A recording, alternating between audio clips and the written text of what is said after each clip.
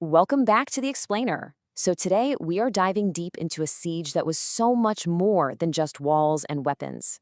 I mean, we're talking about a brutal test of faith, of strategy, of pure survival that literally pushed an entire community right to the brink.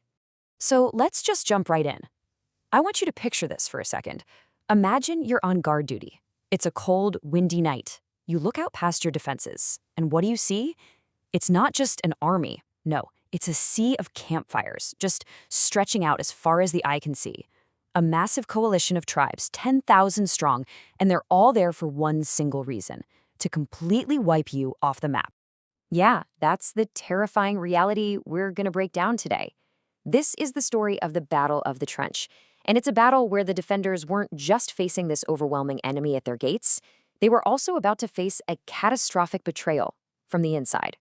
All right, so let's set the scene. The defenders, they're holed up in the city of Medina, and their only real protection is this deep trench they've dug into the hard desert ground. Now, this was a totally new kind of defense for the region. So you've got this vast Confederate army on one side, and on the other, a small but really disciplined band of believers trying to hold the line. And you can just imagine the physical hardship was immense. I mean, this siege dragged on for weeks. Food was running out, the weather was just bitter and cold, and the enemy was constantly testing the defenses, looking for any little weakness. This meant the defenders had to be on high alert, day and night. But as tough as that was, the psychological test, well, that was on a whole other level. Okay, so this is where things get really interesting. You've got this huge external military threat, right? But suddenly, it gets magnified by a crisis from within. See, the defenders had a treaty, a pact with a tribe called the Banu Quraizah, and these guys controlled the southern part of the city, which was heavily fortified.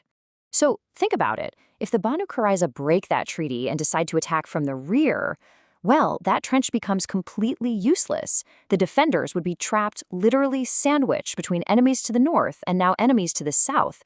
This wasn't just one more enemy to fight. This was an ally turning on them. It takes a really difficult defense and makes it, well, pretty much impossible. And this is the exact moment when a terrible rumor becomes a terrifying reality.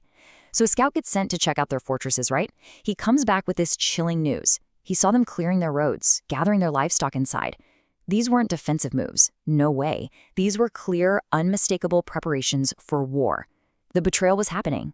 It was real. So now you've got enemies on both sides. The pressure just becomes unbearable.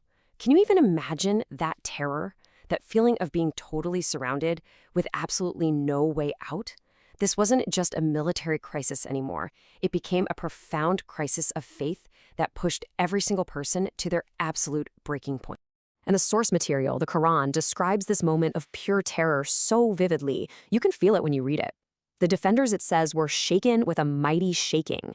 You can almost see it, right? The panic in their eyes, the dust swirling everywhere, hands gripping their swords so tight. Just the sheer psychological weight of that moment is staggering. In a moment of crisis like this, it really shows you what people are made of. And it revealed two totally different responses. You had some people, the hypocrites, who were just overcome by fear. They started making excuses to leave the front line, saying, "Oh, our homes are undefended." But then you had the true believers. And they saw this ultimate test as a confirmation of their faith. This was the hardship they had been promised would come right before victory. So, how do you even begin to respond to a crisis like this? I mean, faced with this absolutely dire situation, the Prophet Muhammad, peace be upon him, didn't turn to desperation. He turned to strategy. He turned to counsel. He knew this battle wasn't going to be won with brute force alone. And this next moment, it's such a crucial lesson in leadership. He's got a proposal on the table. What if we offer one of the attacking tribes a third of the city's harvest to just leave? But he doesn't make it an order. No, he asks his key advisors for their opinion. He empowers them. And they respond with such dignity, basically saying, "We'd never pay them off. We'll give them nothing but the sword." The prophet respected their counsel and just canceled the whole deal right there. So, okay, consultation was key. But beyond that, the prophet used intelligence. He really understood a core principle of warfare. War is stratagem. If you can't beat your enemy with sheer force, you have to outwit them. So he started looking for a way to break that enemy alliance from the inside out. And how did he do it? Well, it was a brilliant piece of counterintelligence. A man named Nu'aim had recently converted, but nobody on the other side knew it. He was the perfect secret agent. He literally went from one enemy camp to the next, like a shadow in the night, just planting these very specific seeds of doubt. He told one side the other would betray them, and vice versa. He wove this incredible web of mistrust that took the enemy's biggest strength, their huge numbers, and turned it into their fatal weakness. And just like that, the entire enemy alliance was paralyzed. They couldn't coordinate an attack because each side was now convinced the other was about to betray them. Their whole coalition just started to crumble. And this massive siege, it began to just fall apart without even a single big battle. I mean, the psychological warfare worked perfectly. The very next morning, the defenders woke up to this just unbelievable sight. The sun comes up, the fierce wind has finally died down, and the enemy camps are empty. Gone. That massive army had just vanished into the night, leaving nothing behind but footprints in the sand. And this really brings us to a core lesson from this whole event. One of those universal truths, really. The closer you get to victory, the harder things can get. That moment of absolute peak hardship, when their hearts were in their throats and all hope seemed lost, that was the moment right before the breakthrough. So what's the big takeaway here? Well, this victory wasn't won with swords alone, not even close. It was a powerful combination of things. It was about staying firm in the face of absolute terror. It was about shrewd leadership that actually listened to advice. And it was about brilliant intelligence work that completely outwitted a much, much bigger enemy. So what does true strength really look like when you're facing impossible odds?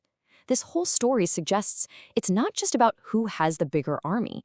It's about that combination of unwavering faith, especially when you're shaken to your very core, the wisdom to listen, and, maybe most importantly, the courage to think differently when everyone else thinks the game is already over.